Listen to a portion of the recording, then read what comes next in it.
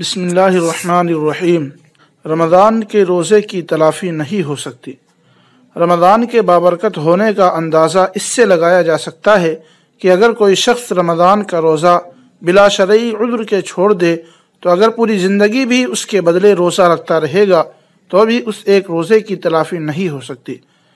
جیسا کہ پیغمبر علیہ السلام کا ارشاد عالی ہے، جو شخص رمضان کے ایک دن کا روزہ بغیر کسی عذر اور بیماری کے چھوڑ دے تو زمانے بھر کا روزہ رکھنا بھی اس کی تلافی نہیں کر سکتا، اگرچہ وہ روزہ رکھتا رہے۔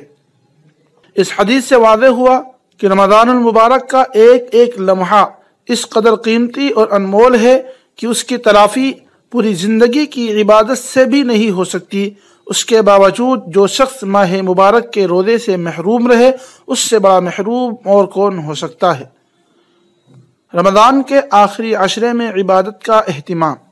رمضان المبارک کے آخری عشرے کے لمحات سب سے زیادہ قیمتی ہیں۔ اس میں وہ شب قدر بھی آتی ہے جس میں عبادت کرنے کا ثواب 1000 مہینوں کی عبادت سے بھی زیادہ ہے۔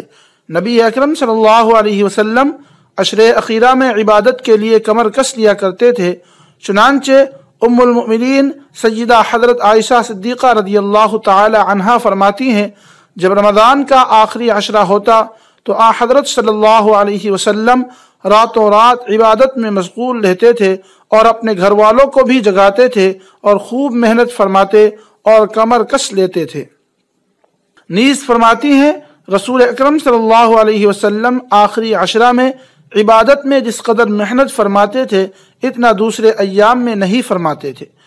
اس لیے ہم لوگوں کو بھی چاہیے کہ رمضان کے آخری دن اور راتوں کی قدر کریں اور انہیں فضول مشاغل میں ضائع نہ کریں۔ رمضان کی ناقدری کرنے والے کے لیے بددعا۔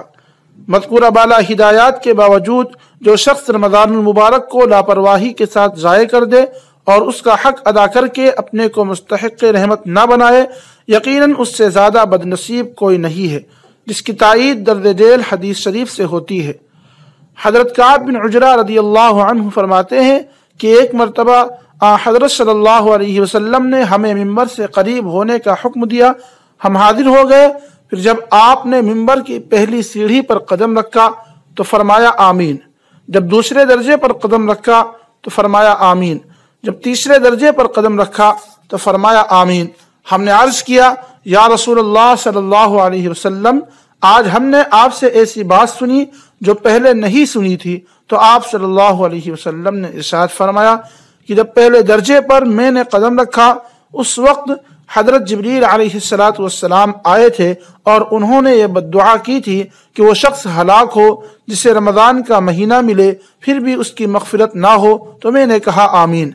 پھر جب دوسرے درجے پر قدم رکھا تو انہوں نے کہا وہ شخص ہلاک ہو جس کے سامنے آپ صلی اللہ علیہ وسلم کا ذکر مبارک کیا جائے اور وہ آپ پر درود نہ بھیجے، تو میں نے کہا آمین۔ پھر جب تیسرے درجے پر چڑھا تو حضرت جبریل علیہ السلام نے کہا وہ شخص بھی ہلاک ہو جو اپنی زندگی میں اپنے والدین یا ان میں سے ایک کو بڑھاپے کے زمانے میں پائے اور وہ اسے جنت میں داخل نہ کرائیں، تو میں نے کہا آمین۔ افسوس ہے کہ آج رمضان المبارک کی قدردانی میں بڑی کوتاہیاں پائی جا رہی ہیں اور اس کا اظہار کرتے ہوئے بڑی شرم آتی ہے کہ تمام تر آسانیاں پائے جانے کے باوجود ہمارے معاشرے میں بلا عذر روزہ خوروں کی ایک بڑی تعداد پائی جاتی ہے۔ رمضان کے مقدس دنوں میں گلیوں اور محلوں میں چائے کے ہوٹل کھلے نظر آتے ہیں اور برسر عام ماہ مبارک کی توہین کی جاتی ہے۔ رمضان کی مبارک راتیں عبادت میں کم اور سیر و تفریح اور گپ شپ میں زیادہ صرف ہوتی ہے، اور جوں جوں عید کا زمانہ قریب آتا ہے اور رمضان کا آخری عشرہ اپنی تمام تر برکتوں کے ساتھ سایہ فگن ہوتا ہے تو مسجدوں کے بجائے بازاروں کی رونق بتدریج بڑھتی چلی جاتی ہے، اور کیا مرد، کیا عورتیں، کیا جوان اور کیا بوڑھے سب رمضان کی برکتیں سمیٹنے کے بجائے عید کی تیاری میں مدہوش ہو جاتے ہیں۔ شہروں اور دیہاتوں میں یہی ماحول نظر آتا ہے۔ یہ بات بہت قابل توجہ ہے جس پر ہمیں غور کرنے کی ضرورت ہے۔